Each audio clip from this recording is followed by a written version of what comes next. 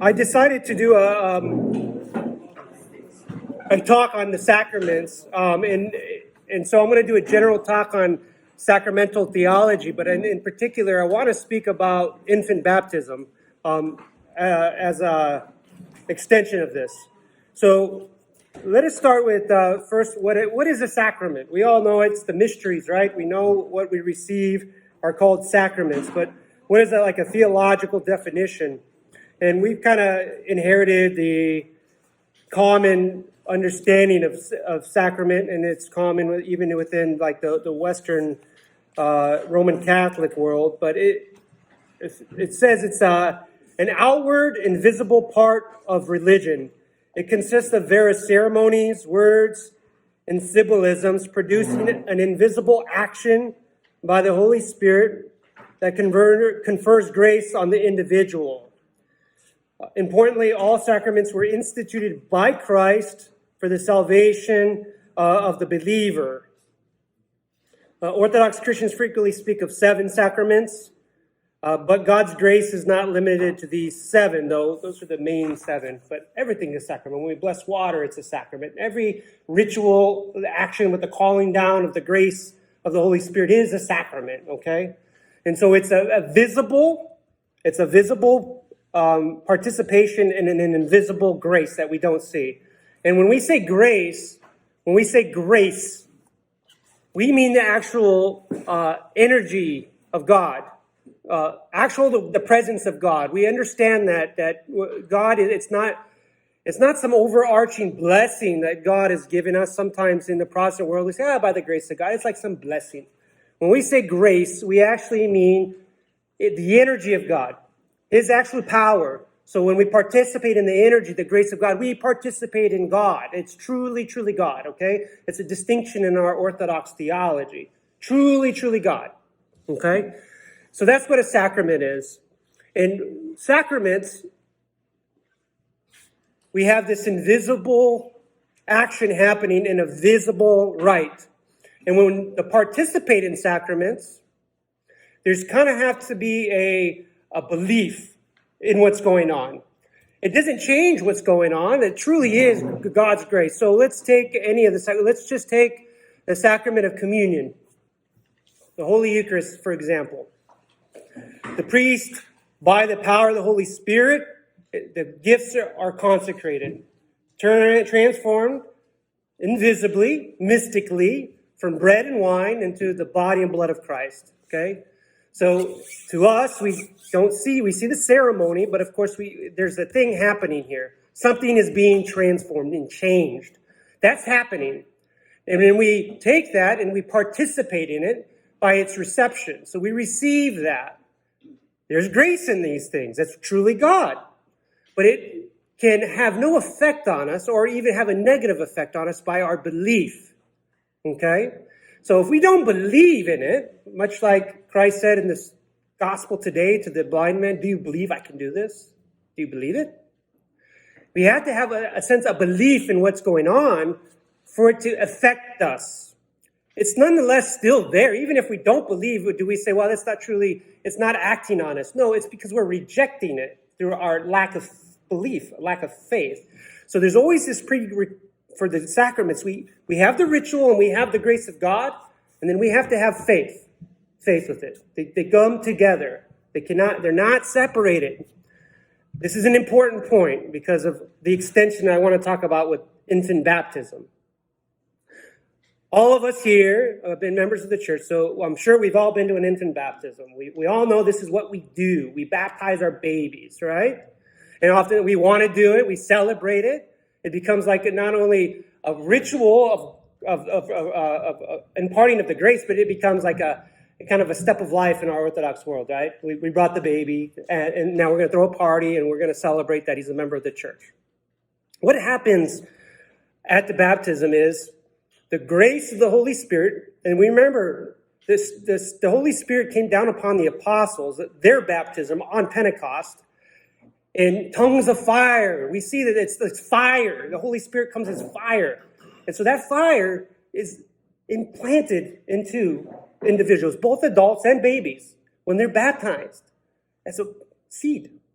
And it's there. And the babies don't have an ability, as I said, as a two-part requirement, to believe or have faith. And so we have to have what? Faith. But what if a baby can't have faith? A baby cannot understand what's going on. A baby can't tell you, I believe. He can't stand in the back as part of the baptism ceremony and say, now say the creed, which we do at baptisms. Proclaim the creed. Do you reject Satan and all his works and all his pride? Do you accept Jesus? How does a baby do that? Godparents. Godparents. Or the parents in general. Both. And so, by the faith of the godparents, an infant baptism can happen. Because, in a sense, we do, there's a thing called a believer's baptism in much of the Protestant world. Do you know what that means? A believer's baptism? Meaning they don't believe in infant baptism because an individual has to state, I have a belief. I have to proclaim it. I have to be the one. No one can put this belief in me. And so, but we kind of do, in a sense. Baby can't do it, but we let the godparents decide, the parents. And this goes back to the apostles. We see this in Peter when he goes to the centurion on the roof. He baptizes them and his whole household. Paul does this to the jailer in Macedonia when he was jailed and the earthquake set him free. And he calmed them down and he says, what do I have to do to have this belief? He says, believe on Jesus Christ and be baptized. So all through the Gospels, Christ says, believe and be baptized and you will be saved. Believe and be baptized. Believe and be baptized. Ritual belief. And so, and he did this to him and his whole household. What does it mean to have a whole household? What's my household? My family. You guys see my kids. They're running around, right?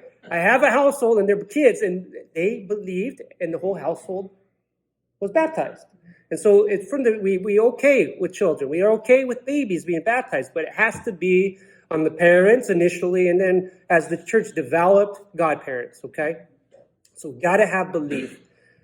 And so I tell you this, one, because oftentimes this is a very big step in life for an infant, and we don't take it seriously a lot in the church. We don't know who the godparents are. We select the godparents because perhaps that's a family obligation. Mom and dad think that my sister, cousin Jenny, or whoever should be, and they were on, and I don't want to offend them.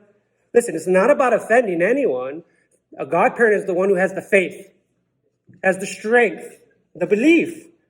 And so it doesn't have to be a family member. In fact, it might be better it's not a family member. They have the faith. They have the support for that child that's going to pray for them to stay unerring in the church. And they should have a piety and a level of participation in the church that a little child should see, God, mama, or God, father is doing this, and I'm going to be that. I'm going to follow their example. Okay? So that should be the one warning. But I also bring this up because how many of you probably heard a really disturbing news about what happened with the Archbishop of America, right? For the Greek Church. What happened? He baptized two children who were children of a gay couple in Greece.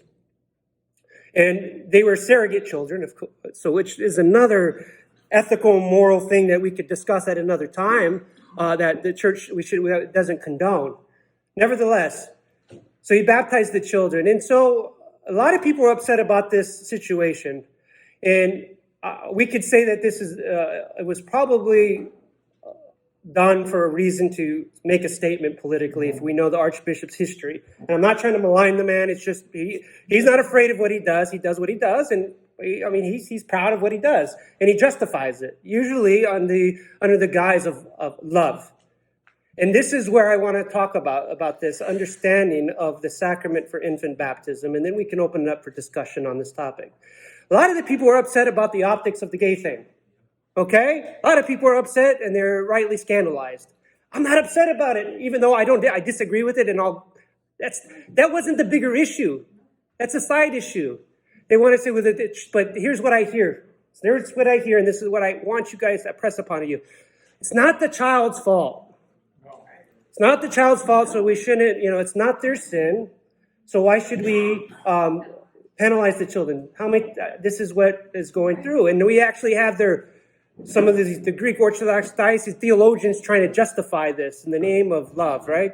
And I've heard this not only from the Archbishop, but from other bishops and clergy. They pass over it. They say, well, it's not the children's sin, and they're upset with the gay part of it, the homosexual part of it. And they just want to, like in this political day and age, that's the thing they latch on to because optically it's the worst looking thing, right? But here's the thing, we're missing, if we just skip over to that part, we're missing the point. That we don't just randomly baptize people. So it's not that when we don't baptize a child, that doesn't mean we hate them.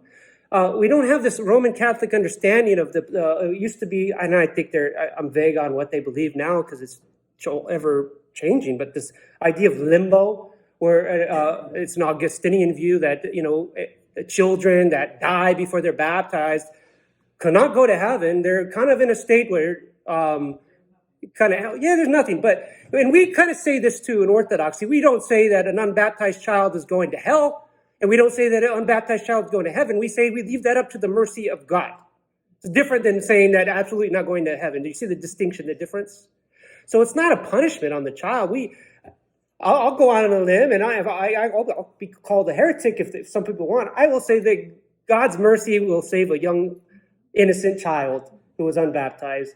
I have enough of a relationship, even though I'm a great sinner, with God to understand that He loves us that much, okay? Okay? That child's never rejected Christ, has never been known anything to Christ, so I'll go on that limb. Some people may call me heretical for that. Maybe that's just my opinion. That's just this man's opinion, okay? I have enough reliance on God's mercy for that, okay? So it's not about punishing a child. That's where this mindset comes. We're punishing the child for the parent's sin. Absolutely not. In fact, what we're doing is when we do this, and we do this not only in this situation that I bring up, but how many times, I know there's good priests that do this. They will baptize any kid that comes to them. They will baptize any kid that is brought to them because somebody happens to be Orthodox, but they don't go to church. I haven't been to church in 20 years, Father, but I was baptized. I want my kid baptized. Priests, I know good priests that don't want, they have the same mindset. Well, it's not the child's fault.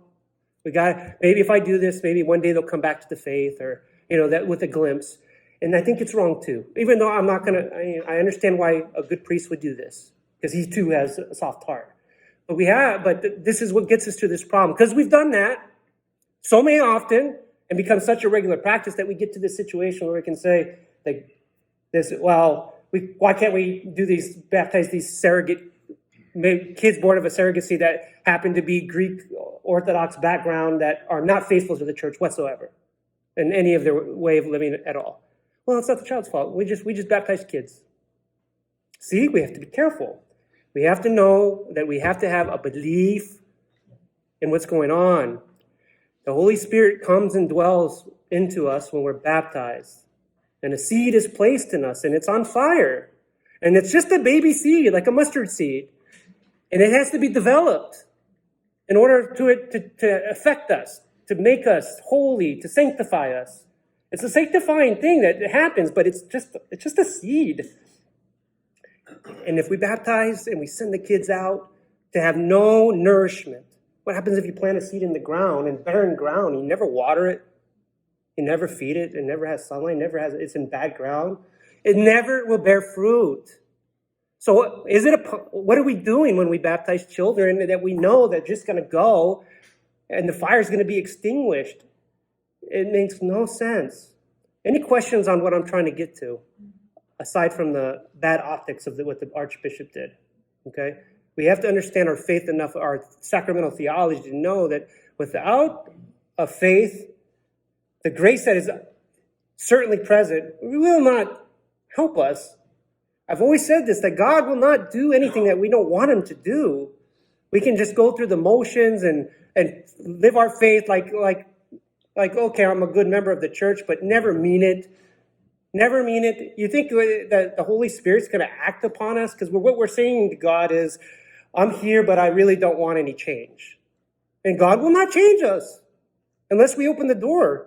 And so when we do this kind of baptisms, there's no chance. It's no chance. We're sending out a baby that we just purified and polished up, and we're throwing it right back into a whole pool of mud. That's exactly what's happening. We have to have them home with the family that will keep them clean, that will teach them the path of God. And this is why infant baptism is available to us in this church. What a blessing. But if we take advantage of it, we just take it as some kind of ritual of life and got to get it done, we treat the sacrament as a magic trick. We think that we saved a baby and they're good, and they may never even be in the church again, ever. We just play games with the Holy Spirit. And a priest, I can't speak for others. For me, my conscience weighs heavily because then I just played games with the Holy Spirit. Okay? I've baptized children that I've never seen again. It bothers me. My early priesthood, I've done that. I did that several times openly, thinking this mindset, well, the child needs to be baptized. And I never saw him again. Never even give him communion. Ever. I think I'm going to have to answer for that. Because I played games with the Holy Spirit. So I'm much more strict on this now. Someone comes through the door, say, Father, and I do this all the time. I've had it several. Father, we have a baby. We'd like to have it baptized. I don't know these people. Okay, great. This is what we're going to do. You come to church for the next 3 weeks, and then we'll talk about a date. Guess what happens? They never come. They never come. So I'm happy to baptize babies, but I will not say no, but it's going to be on my conditions. And I think that we all need to understand why we do that, why I place conditions on that. So on this point of theology with the sacraments, in particular infant baptism, any questions? Any we could talk about the whole scenario that went down, because it is kind of disturbing. And I think we have to be mindful of what's going on in the greater church. I have to be careful because I'm not here to condemn hierarchs, but we have to be mindful that there are certain people that progressive people that would like to see our church move with the times, and we need to be able to speak to all people of all times, but we never lose the timelessness of our faith, and so it's a difficult task for us, but nevertheless we can't change the theology, the doctrine. Yes. Christos. Whenever there's politics involved, it just seems like politics and money. Yeah. There's nothing good from it. There shouldn't be any politics. Jesus wasn't political, And so I think that there's always corruption around these type of beliefs, and it separates people. And so what are you going to gain from that if you're trying to teach the people and you're taking this side of an issue or whatever, I'm guilty of that too, and I've come to the realization lately too that we're all guilty. I think our Orthodox Church, and we're not it could be any organization in the world, has an issue now that we are very diametrically opposed along ideologies of politicization, even within our church. We are very, very polarized, and so even among us. With me sitting first, I have my views on these things. And then sometimes those views are probably evident to people, and I mean, maybe I shouldn't be so transparent. But I'd like to think I'm always allowing the doctrine to speak above my ideology. Okay, there's some places of the church that doesn't speak on certain things ideologically, but on morals and ethics, this is where we get into trouble, because people say that our doctrine doesn't really the scriptures don't talk about ethics and morals, right? They give commandments to follow, but there's always gray area, right? Gray area. And this is the problem we have, and then people take advantage of it. They twist, and that's what they use. The Trojan horse. I only meant that you can only follow Christ and what he yes. The Bible said, Orthodox. Just not follow politics. Yeah. Yeah. It's easy. I hope we could all say that, but unfortunately, we get to situations where the church is here to speak to us, right? There's some things that Christ didn't speak of, maybe totally, right? If we go through the scriptures, like there's circumstances today that didn't exist when Christ was here, and so we have to not just look at the scriptures and say what it was the scriptures telling us. We have to say, well, how do we dilute or disseminate that for today? And so we have to be careful that who we listen to. I get it gets into complicated area with we can only follow what Christ taught us, but we have to follow the church is the experience of the church, and definitely yes, yeah, for sure. Hey, Doug. Going back to the controversy of the baptism, I think you might have alluded to it or touched on it before, but in Catholic teaching and theology, is it like certain sacraments like baptisms and marriage that the couple or the participants is like a prerequisite or conditional upon receiving them, they have to be like living or in a state of grace. And so like going back to the baptism of controversy, how could the Archbishop legitimately administer the sacrament of baptism for a homosexual couple that aren't, I would give an Orthodox, teaching and theology, a family is defined as us. So I guess my question is the sacrament even valid that he performed? So yes, it is valid. Yeah, so it is a valid sacrament. Will it be effectual in the individual though? Yeah. Right? You see the difference? I could be a very sinful, and I am a sinful person. I'm not a very good priest. I'm not a very good priest, but I'm still a legitimate priest. And so if I serve a sacrament, it's a legitimate sacrament. I may not be worthy to do it. I'm going to have to be judged on that, but it's a legitimate sacrament. Now, will it affect these kids that are just, like I said, go thrown in the mud? No, absolutely not. They don't have a chance. And then coming to the second question, here we have the separation of church and state, but like in some countries in Eastern Europe, and I think in Greece, isn't it like today that once a child is born, because the official religion of the state is Orthodoxy, aren't all children baptized by law in Greece? Is that? Well, the church, the Orthodox Church is the state religion in Greece, but you still you have to. I mean, no one's forcing people to go get the sacrament. So no one's yeah. Claudia. I think it's a distinction about this couple is a distinction if it's sinners or not, because how many times we see people who go baptize and the men cheating in the woman. Mm-hmm. They are sinners too. Yes. Right?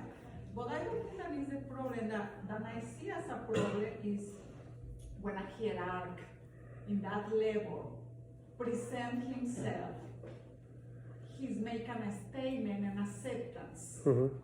And that is my problem. Not the baptism, because maybe they have a wonderful godparents who will raise this kid Orthodox. We don't know. It wasn't the case. It's not the case. No.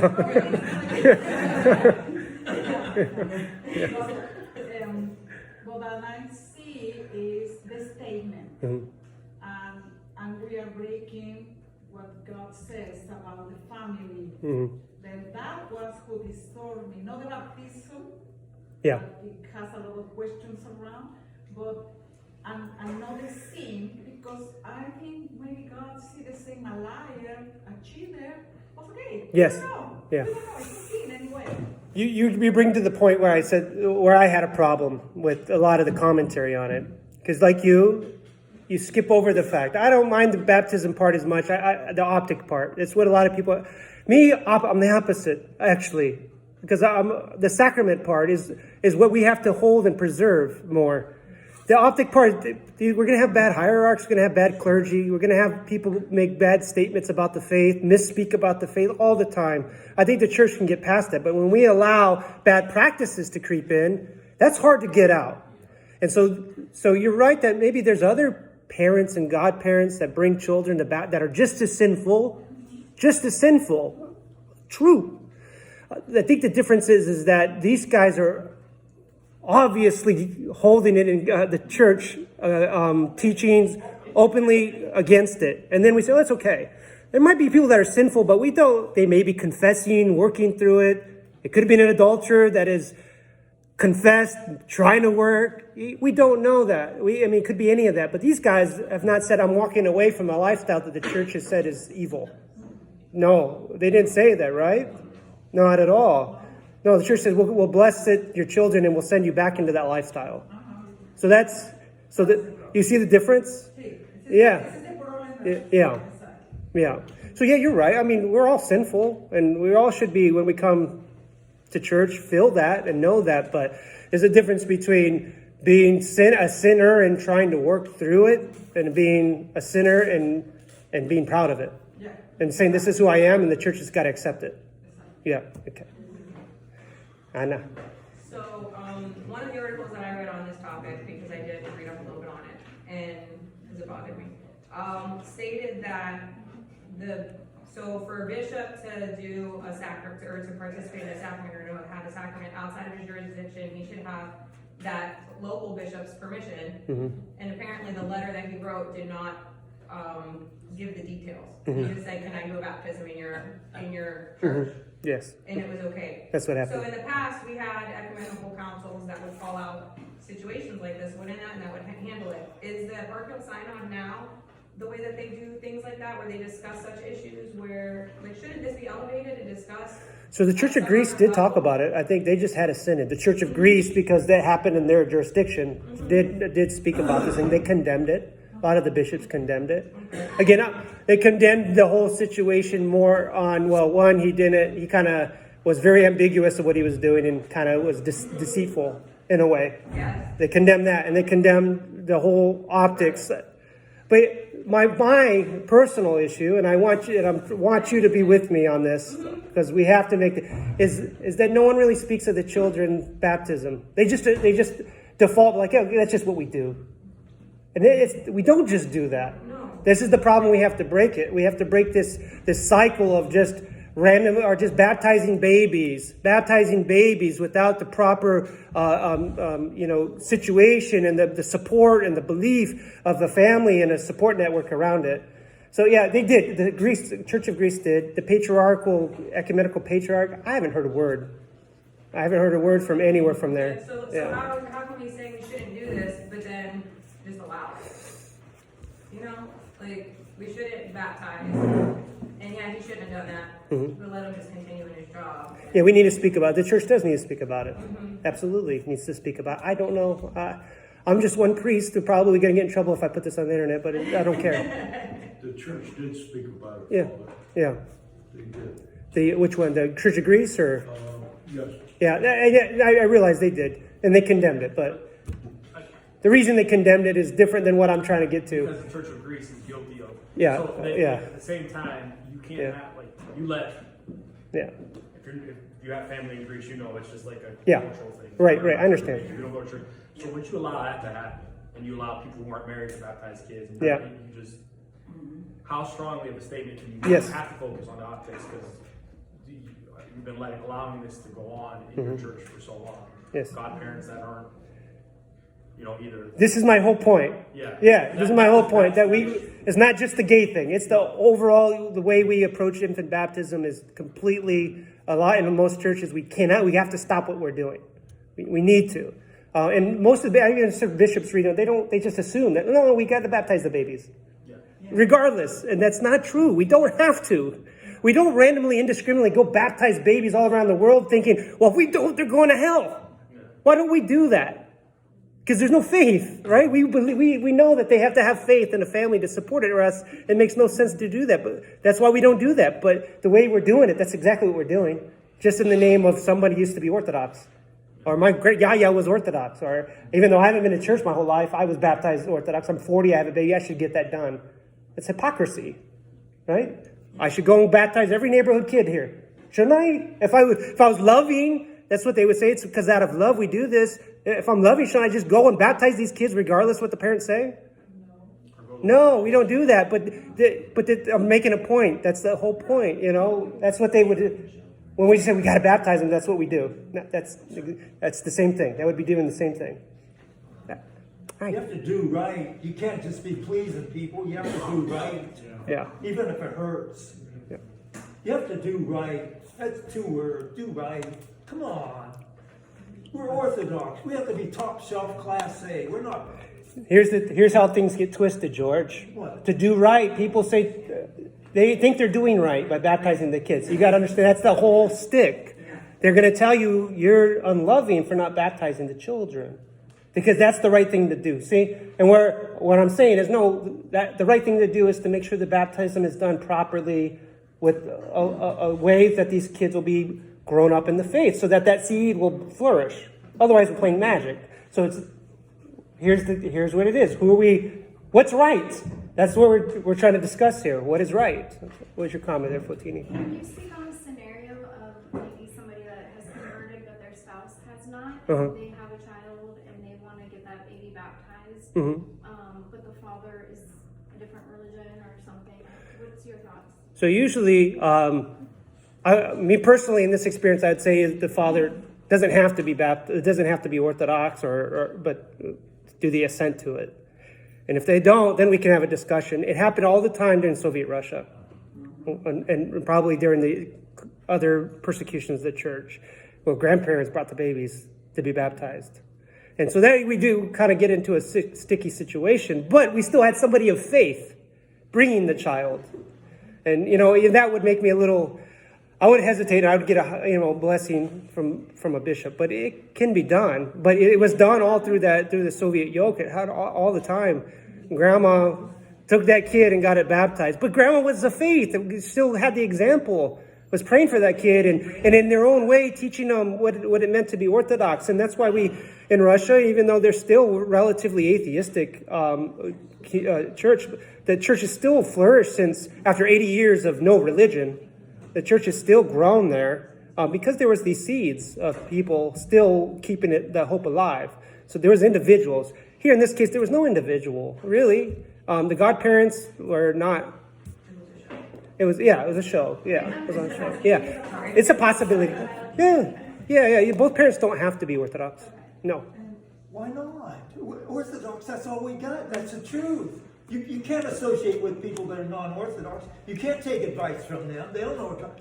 You just come to liturgy. That's all you got to do. She's George. You have to understand the situation. So she's speaking of a convert to the faith where one spouse didn't convert. So the person's Orthodox, but the spouse didn't convert. I feel like Joe Biden. Yeah. So yeah. It's not that Yeah. It's not like someone who was Orthodox and went out and it's different. Yeah. Yes. I was baptized in the hospital with just my father. I was an originated baby and had to be transferred over to Pennsylvania at 3 days old. My dad's Italian and he thought, oh, look at that baby. I got an Italian little girl. Now it was jaundice. And my blood was, so it was just Father Whitney and my dad. And in December, when everything calmed down with me, I was baptized. But I was tonsured, not baptized. Because I was baptized in the hospital. I don't know how many sacraments, because even our Logan was baptized in the hospital too. But there was no godparents with me, so They did emergency baptism then. Yeah, okay. They didn't know whether I was Yeah. stay or go, and that was with Logan too. Uh-huh. We didn't know if he was going to stay or Right. go. So anyhow, my original godparents were in our church, and I think it was like when between 3 and 4 years old, they decided to leave the church. So my mom asked my cousin Joe and Sue, who were married at the time. So technically, I have 2 sets because we went to Father Whitney. They said we are now having sponsors. She's sponsoring my daughter, but I still treat them the same. I mean, my first grandmother has passed over, but I still treat them the same. And Dave still, talked to me about the faith, even though he wasn't converted, because he went with his wife. But is it different that I was baptized without godparents there? Because it was just my dad and Father Whitman. No, you got your parents. No, my mom wasn't even there. Well, My mom was in the your room. dad. You had a parent. It was Orthodox. Okay. Right. Yeah. Because, Yeah. I didn't really understand. Emergency baptism is done a little bit, but it was done with the blessing of your father, right? Yeah. Yeah, the priest didn't just show up on baptizing the kid without any. So Yeah. so it's No, my dad, there's a right for emergency baptism. actually, he got there, I was getting baptized, and he was leaving from work because he said, get here. And Father Whitney actually had the black thing over me. I guess my dad went. So, He was great. No, that's fine. There's a right for the emergency but I had 2 baptism. sets of godparents, and my second set, they went to church every Sunday, raised me with my parents, and I thought it was wonderful. I mean, and I respected all 4 of them.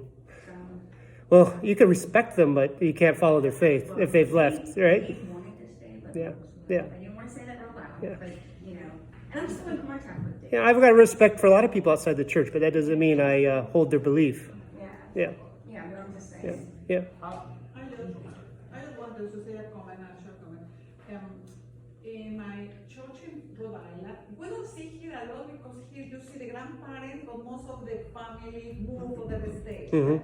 But in Rhode Island, we have a lot of experience about what is like when a parent maybe is one Orthodox and maybe even Orthodox who doesn't attend church.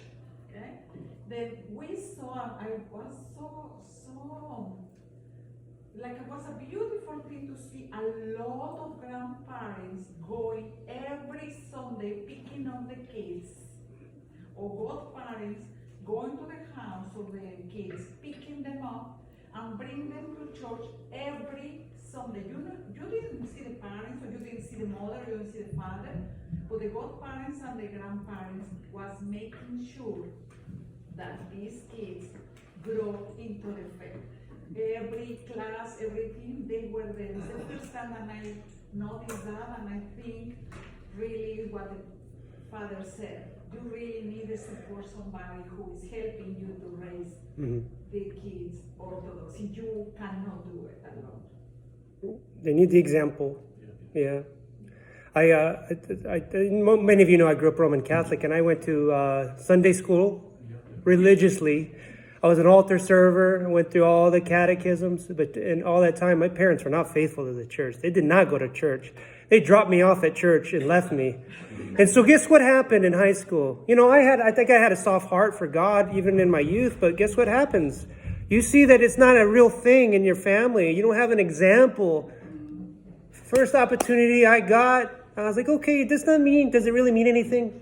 Does it? It was gone. And so we have to have our family supporting and showing the example to the young generation. 100%. You said you wanted. So sponsors, how do you feel like people have sponsors who aren't Orthodox? It's impermissible. So like my churches do it all the time. Yeah. And I don't get, like, now I'm older, I have one. Yeah. Because my dad's Catholic. But it's just odd because they're just like up at the altar. That's what I think that's a compromise, and I think I would do. Hey, if you want somebody to honor somebody, there, not the God, but they can stand up here. Yeah, so that's just They can stand there and witness it. But the godparent are the one that's participating in that sacrament. They're the one making. How can they make the pledge to deny Christ, to deny the devil, accept Christ, and pledge? I believe in this creed.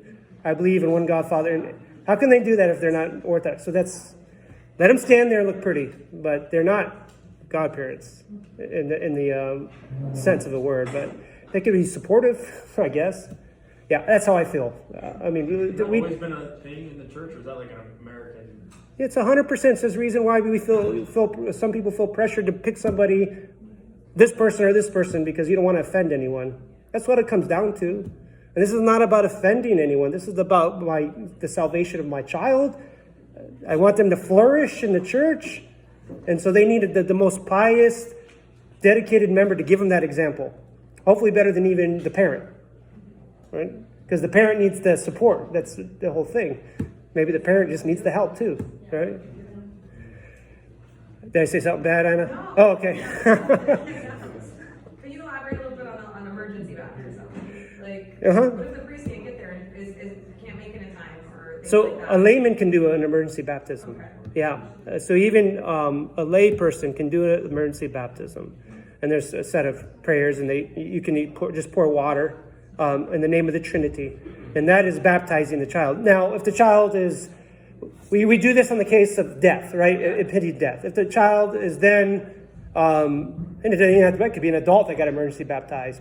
If they heal, if they get stronger, then the whole rite is, they won't be rebaptized, but all the prayers that go with the baptism, all the other rite, the chrismation, the priest will do that.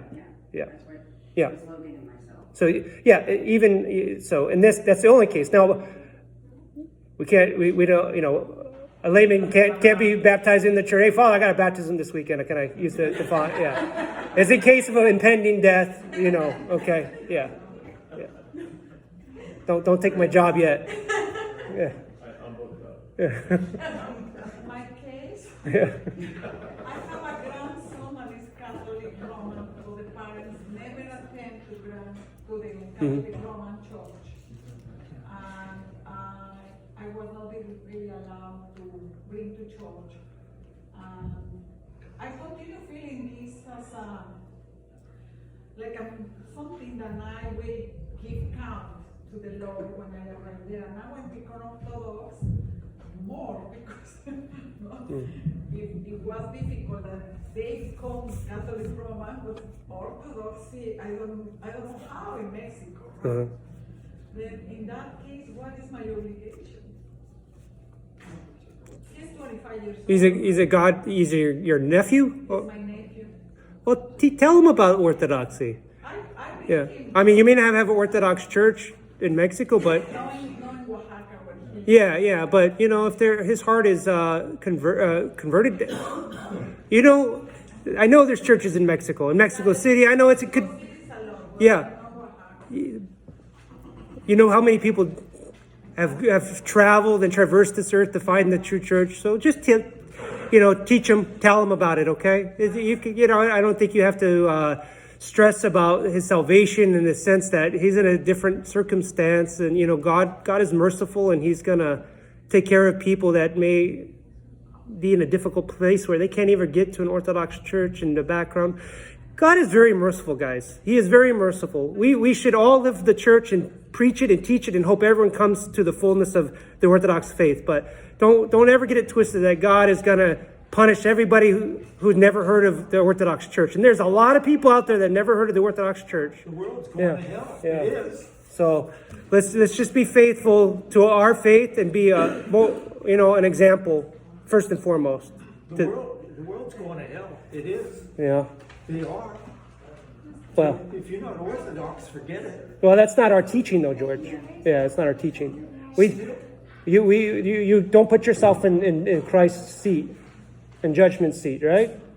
I'm going to tell you. I'll talk to the monks about this. I'm going to tell you right now that the saints tell you that when we get to Judgment Day, we're going to be surprised who we find in heaven, and we're going to be surprised that some of us weren't in heaven.